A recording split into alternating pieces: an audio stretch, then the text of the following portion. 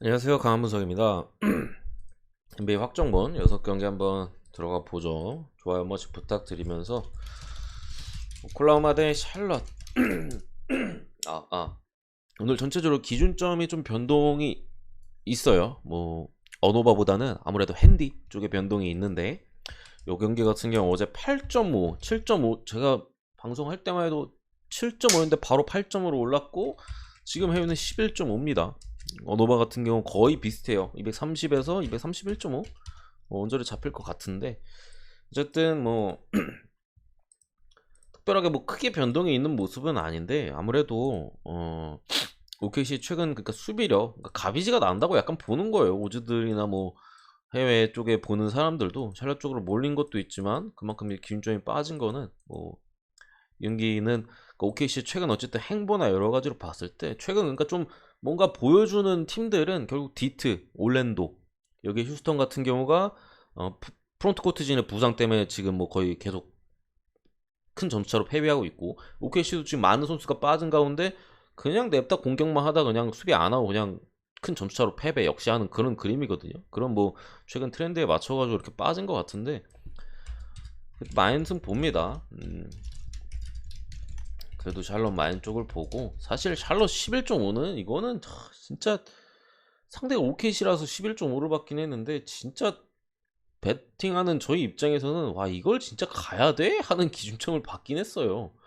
너무 좀 높은 부분이 분명히 있고 아무리 뭐 지금 상대적으로 그래도 제가 마인 쪽이 가능성이 좀 더 높다고 보긴 합니다만 진짜 샬럿 11.5는 이거는 진짜 손이 잘 안 가긴 할 것 같아요. 저 같아도 어쨌든 마인 쪽을 보고 그리고 오바 쪽까지 좀뭐 학살하는 그림에서 다득점으로 좀 갈 가능성이 있다고 생각합니다.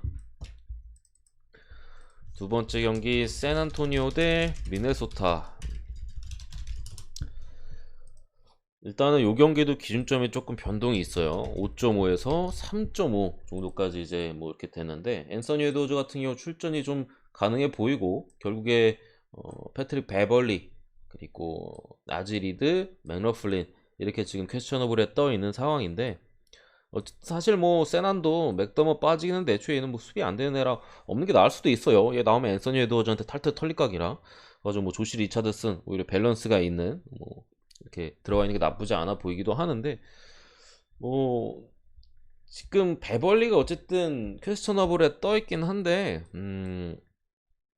지금 어쨌든 미네소타도 사실 갈 길이 좀 바쁘거든요. 샌안토니오 같은 경우에는 뭐 탱킹을 해야 되는 상황이기도 하고 기준점이 이렇게 떨어진 거는 미네소타 입장에서 이렇게 뭐 더 기준점이 좋아진 부분은 저는 나쁠 거 없다고 생각합니다. 여전히 이거를 뭐 샌안토니오 쪽으로 보지 않고 미네소타 마인스는 오히려 더 좋아졌다고 생각을 하고 어, 다만 어쨌든 간에 이게 GTD 부분에서 베벌리나 뭐 이런 애들이 지금 그리고 제가 또 말씀을 안 드렸는데 밴더빌트까지 빠져 있다 보니까 이게 그 미네소타가 수비 구간에서 사실 조금 어려울 수는 있어요. 이게 만약 베벌리까지 빠진다? 이렇게 되면 이제 세난의 공격력이 뭐 디준테 모레가 다시 한번 또 날뛸 수도 있고 옆에서 데빈 바센도 마찬가지고 뭐 이런 상황이어서 켈던 존스까지 만약에 터지면은 뭐 미네소타가 이기긴 힘든 상황이고 그런 상황까지 고려해서 이게 기준점이 235 어제도 올랐잖아요 사실 241까지 몰랐어요. 뭐 오바 쪽이 오른 거 같은 경우는 제 생각에 샌안토니오 공격이 잘 돌아갈 뭐 그럴 가능성 때문에 오른 것 같은데 241.5요? 진짜 너무 높다 이거는. 저는 언더 봅니다. 241.5는 이건 좀 너무 높은 것 같은데 제 생각에. 이 두 팀의 경기를 여러 차례 시뮬레이션 돌렸을 때 뭐 230은 뭐 거뜬히 넘기는 뭐 상황도 충분히 많이 나오는데 241.5는 조금 빡빡한 느낌이 없지 않아 있어요. 제가 볼 때는 빡빡한 느낌이 없지 않아 있어 보여서 241.5 같은 경우는 저는 그래도 언더 쪽이지 않을까 일단 이렇게 생각합니다.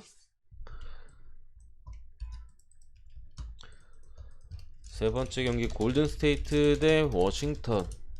역시나 이제 디그린이 들어가 있는데 대신 앤드류 위긴스가 지금 GTD에 떴어요. 아이고 뭐 한 명 들어가면 한 명 빠지고 뭐 장난하는 것도 아니고 워싱턴 같은 경우 지금 뭐 빌 같은 경우 거의 시즌 아웃이어서 이제 표기도 안 되는데 브래들리 빌 정도 빠져 있는 상황에서 거의 풀 스쿼드고요.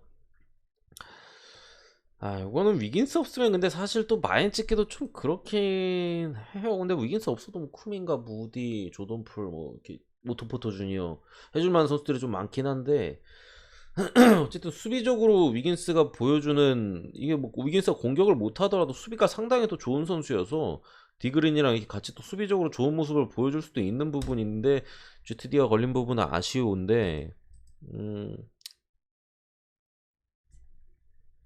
디그린은 아마 어제 초안에서 말씀드린 대로 한 20분, 25분 그 정도 사이에서 뛸 거예요.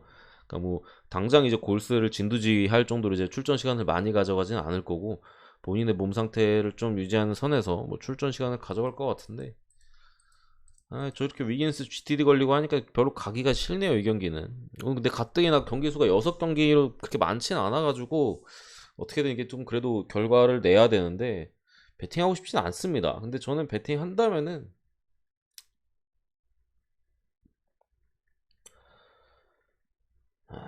그래도 언더 쪽, 언더 쪽이지 않을까 싶어요. 어. 어쨌든 골스도 지금 디그린이 복귀하면서 다시금 이제 수비적으로 지난 경기들에서는 최근 경기 나쁘지 않았거든요. 골스 수비 자체가. 그런 부분에 있어서 워싱턴 자체의 공격이 좀 고전할 가능성이 저는 분명히 있다고 봐요. 여기서 이제 골스의 득점이 어느 정도 터지느냐에 따라서 이제 핸디가 갈린다고 보는데 기본적으로 어쨌든 언더 쪽을 먼저 봅니다. 이게 아마 기준점이 살짝 오른 것 같기도 해가지고 이렇게 잡힐 수도 있는데 언더 쪽을 먼저 보고 그 다음 골마 볼게요. 골마는 저는 손이 안 가요 지금 상태에서는. 어쨌든 이렇게 보고 넘어가도록 하겠습니다. 어쨌든 뭐 커리나 탐슨 이런 선수들이 최근에 조던풀이나 뭐 벤치의 쿠민과 무디 이런 선수들이 최근에 좋은 야투감을 보여줬다는데 좀 골스 입장에서 긍정적일 수 있다. 이렇게 봅니다. 특히나 이제 워싱턴 같은 경우 어제 분석에 말씀드렸듯이 포르징기스가 당장 이게 골스 같은 경우에 이제 높이 있는 선수한테 약점을 좀 보이는데 포르징기스는 이제 골밑을 이렇게 찢는 유형은 아니에요 사실. 스트레치 빅먼으로 이제 3점이 되고 조금 더 이제 활용 가능한 범위 자체가 이제 엄청 넓기 때문에 뭐 좋은 선수지 골밑에서의 화력 뭐 포르징기스 정도의 화력으로 골스가 이제 크게 고전할 일은 제가 볼 때는 없어 보입니다. 네 번째 경기 세크라멘토 대 시카고.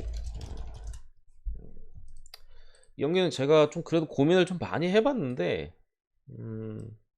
사보니스가 어쨌든 돌아오긴 했는데 복귀전이에요. 물론 이제 긴 시간 빠져 있진 않았고 2경기 정도 빠져 있었는데 어쨌든 복귀전이라는 부분 그리고 저스틴 할러데이 벤치 쪽에 이제 알렉스 레니 GTD에 또 걸려 있고 요거는 만약에 저스틴 할러데이까지 출전하고 뭐 약간 요런 그림으로 세크 쪽에 흘러간다면은 이거 만약에 잭라빈이 안 나오면은 화력전에서 시카고 좀 밀릴 수도 있어요.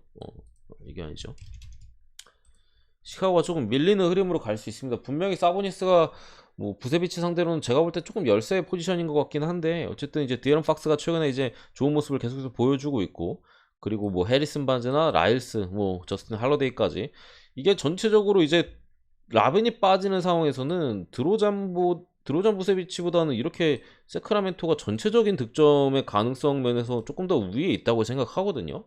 더군다나 그렇다고 시카고가 벤치가 좋은 것도 아니고 뭐 알렉스 카루소가 복귀했다고는 하지만 이게 너무 오랜 시간 못 뛰었기 때문에 카루소 역시도 출전 시간 조절이나 뭐 이런 게 들어갈 가능성이 높아요. 그렇다고 뭐 카루소가 당장에 뭐 득점을 해줄 유형도 아니고 수비 쪽에서의 어쨌든 좋은 모습인데 아, 글쎄요. 벤치는 오히려 세크도 지금 시카고 벤치도 안 좋기 때문에 할 만한 상황에서 요거는 라빈이 안 나오면 솔직히 배팅은 좀 안 하는 게 좀 맞는 것 같긴 한데 일단 기준점도 요것도 좀 많이 빠졌습니다. 3.5까지 빠졌는데 이거는 잭라빈의 좀 출전 여부가 좀 많이 중요해 보이는데 이게 열리는 시간이 11시예요. 그래서 당장 9시 경기, 9시 반 경기가 있는데 이걸 째껴버리면은 뒤에 뭐 4경기 있긴 한데 조금 GTD까지 확인하기 좀 빠듯하긴 합니다. 나온다고 보고 시카고를 찍거나 뭐 패스를 하거나 뭐 약간 제가 볼 때는 그런 그림이 조금 맞지 않을까 싶고 어쨌든 간에 어느 봐도 그래서 어려워요 사실. 라빈이 나오고 안 나오고 당연히 이제 기준점에 최소 5점 이상은 갭이 있다고 보여져서 일단은 뭐 저는 나온다고 보고 시카고 쪽을 볼게요. 3.5로 더 기준점도 좋아졌기 때문에 시카고 마인승을 보고 오너바는 패스를 하도록 하겠습니다. 미러키 대 유타 이 경기도 기준점이 바뀌었습니다. 오늘 많이 바뀌네. 뭐 기본적으로 말씀드린 유타가 정배가 됐어요. 그러니까 결국 어제 제가 초안에서 말씀드렸던 부분은 고베어가 GTD이기 때문에 빠질 가능성까지 고려한다면 미리 찍는다면 미러키 쪽으로 찍는 게 맞다. 근데 어차피 뭐 근데 미리 찍 어차피 볼 수 있으니까 뭐 오늘 라인업을 뭐 그런 부분 말씀드렸는데 지금 고베어가 어쨌든 프라버블로 출전 가능성이 상당히 또 높아요. 불투명이긴 한데 어쨌든 출전 가능성이 높고 대신에 이제 보얀이 또 GTD에 걸렸어요. 보얀 보고다노비치가 지금 GTD에 걸리면서 지난번에 이제 유타가 사실 상대 어디였나요? 샌안토니오전에 보얀 보고다노비치가 빠졌을 때 사실 엄청난 경기력을 보여줬거든요. 안 좋은 의미로서의 엄청난 경기력을 또 보여줬던 부분에서 저는 뭐 고베어가 나온다고 해도 이거 결국 보얀 보고다노비치 출전 가능성을 체크를 할 수밖에 없다고 생각을 해요. 이게 뭐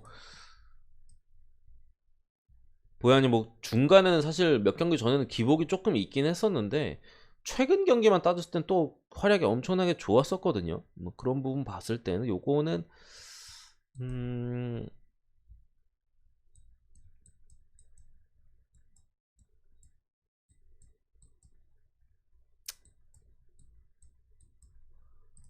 저는 미러키 사이드로 여전히 봅니다. 미러키가 역배가 되긴 했는데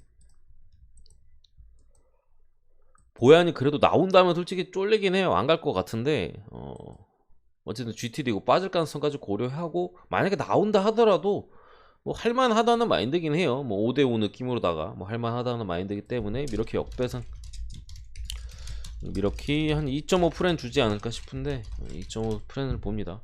고베어 갑자기 나와버리네. 어쨌든 이렇게 보고요. 마지막 경기 레이커스 대 토론토. 이 경기도 어제랑 똑같이 봅니다. 토론토 승을 보고요. 토론토 마인승인데 기준점이 어제 3.5였는데 5.5 정도로 잡힐 것 같아요. 네. 5.5는 좀 빡세긴 해가지고 좀 고민을 했는데 5.5는 제가 좀 빡세가지고 일반승만 볼게요. 일반승도 어쨌든 배당적으로 뭐 그렇게 똥배긴 한데 가볼만 하다는 생각은 있습니다. 한 배당이 한 1.3대 이렇게 잡히지 않을까 싶어요. 어쨌든 똥배치곤 괜찮네요. 어쨌든 토론토 사이드를 보고 224.5 오바까지 이렇게 보도록 하겠습니다. 어쨌든 르브론 5번이 나올 때는 사실 달릴 수밖에 없고 이거 어쨌든 르브론 같은 경우 출전 그걸 봐야 돼요. 지금 어제 확정이었었죠 르브론이. 근데 갑자기 또 GTD에 걸려있기 때문에 출전이 안 한다면 오히려 또 푸근해질 수 있다. 르브론 GTD 걸려고 제가 볼 때 5.5까지 빠진 것 같아요. 뭐 그렇기 때문에 빠졌기 때문에 더 출전 여부 확인하고 핸디 같은 경우 건드는 게 낫다. 이게 만약에 원래 들어와 있을 때 3.5였잖아요. 근데 빠져 있을 때 5.5대 갔다가 들어오게 되면은 기준점 손해 보는 거예요. 어쨌든 간에 그게 국내가 그리고 또 기준점 변화가 빠르지도 않아가지고 아마 저게 5.5에서 일부론이 나와도 3.5로 다시 바뀌거나 뭐 이렇게 되는데 시간이 또 걸릴 거예요. 아마 안 바뀔 수도 있고 그렇기 때문에 일단은 출전 여부가 좀 중요하다. 어쨌든 벤블리시 안 나와도 저는 르브론 토론토가 할만하다고 생각합니다. 르브론 출전 여부 상관없이. 어쨌든 여기까지로 NBA 6경기를 좀 마무리하고요. 오늘은 제 생각에는 부주력 가기에는 조금 빡세 보이지 않나 싶어요. 부주력을 안 가거나 뭐 금액을 조율을 조금 더 이제 주력 쪽에 올려서 부주력보다는 이렇게 가는 게 좀 나아 보이고 전체적으로 봤을 때는 되게 어려워요. 그렇다고 뭐 확실한 경기가 딱히 보이는 느낌도 아직까지는 없고 뭐 다 그렇잖아요. 샬럿 기준점 너무 세고 미네소타 뭐 살짝 불안한 감이 있고 골스 같은 경우도 지금 위기스 GTD의 기준점 좀 세고 그렇다고 뭐 시카고 라빈 GTD고 유타 고베오 GTD에 이제 보얀 GTD고 레이커스 르브론 GTD고 벤블리 GTD고 전체적으로 약간 이런 사이즈인데 어쨌든 간에 잘 선택하셔가지고 뭐 라인업을 보는 게 가장 중요해 보여요. 제가 볼 때는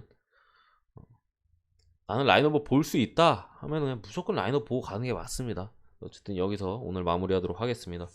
구독과 좋아요 한 번씩 부탁드리고, 요즘 좋아요가 또 너무 많이 낮아졌는데 좋아요 좀 꼭 좀 부탁 좀 드리겠습니다, 여러분들.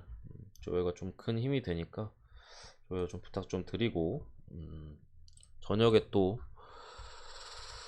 해축 두 경기랑 NBA 조금 있네요. 이거 뭐 일단 라방 진행할지 한번 두고 볼게요. 두고 보고 제가 공지 또 남겨드리도록 하겠습니다. 감사합니다.